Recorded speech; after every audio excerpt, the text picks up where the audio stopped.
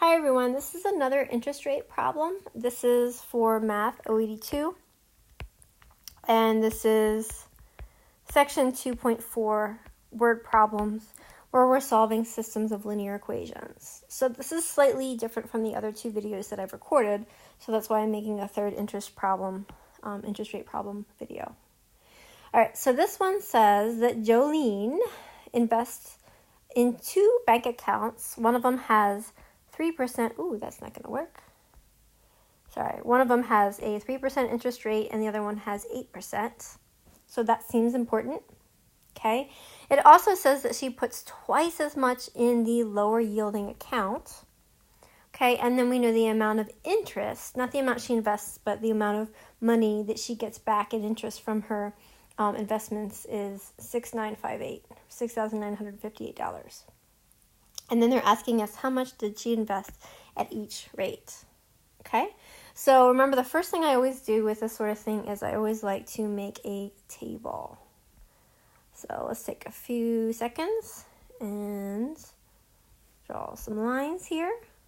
Okay, so for lack of a better descriptor, I'm just gonna call these account 1 and account 2. Okay, and then up here I'm going to write interest rate. Okay, just to clarify, so account 1, what I'm calling account 1 is going to be the one with 3% interest, and the other one is going to be 8% interest. Notice it's not really meaningful at all, and it would be kind of wrong to add those together. So in our total column, we don't really want to fill that out for our interest rate.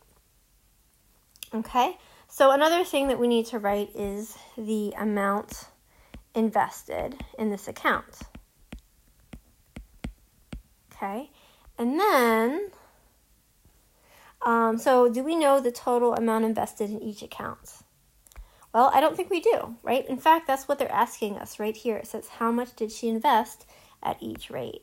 So I'm going to pick some variables here. You can pick any variables you want. I'm just going to say that she invested X dollars in account 1 and Y dollars in account 2. Okay, that's all we know.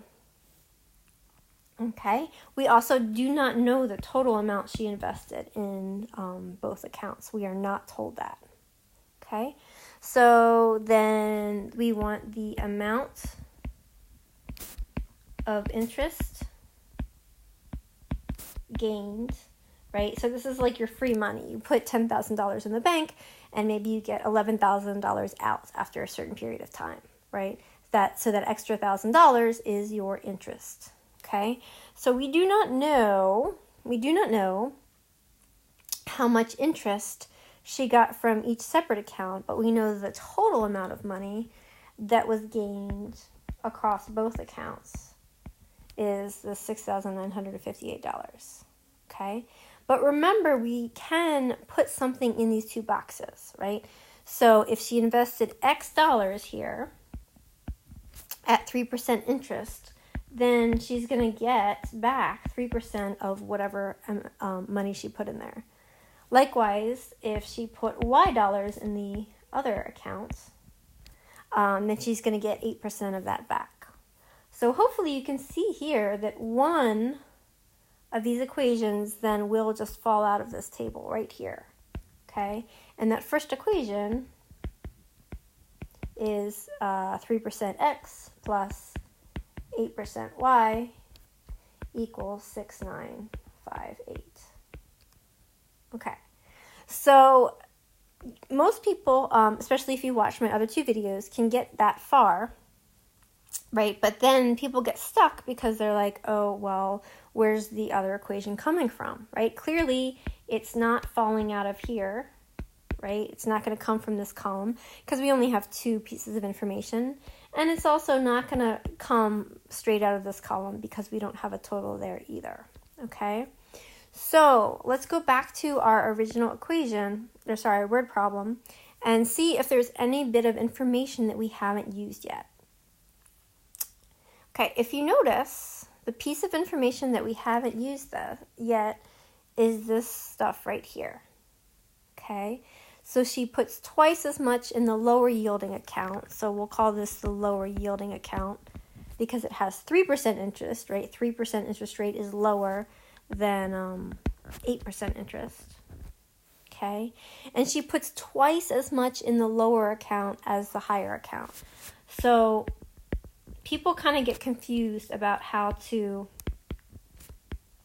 make an equation out of this. So I just want to do some numeric examples to demonstrate this. Okay, so if she puts twice as much in the lower yielding account, that means that if she put $100 in the lower yielding account, right, that's twice as much as whatever's in the higher yielding account.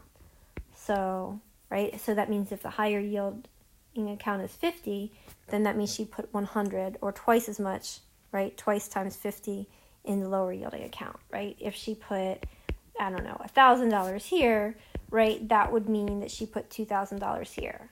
If she put $5,000 here, right, that means she puts $10,000 here. That's what this means, right? This lower account is twice as much, right, or 2 times the higher yielding account. Okay, so this is our second equation. X equals 2y. The lower yielding account, right, the amount that she put in there, okay, is twice whatever she put in this account right here. Okay, so that's your second equation. And then, of course, from there, you could go on and solve that equation. Okay, here probably substitution would be your best bet.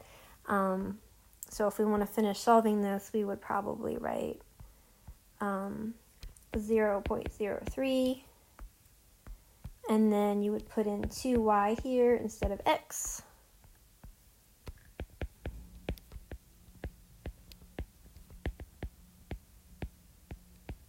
Okay, and then we get 0.06 plus 0.08. That gives us 14. Okay, and then we'd have to divide both sides by 0.14. Okay, and I don't know what that is, but whatever that is, that would be your final answer.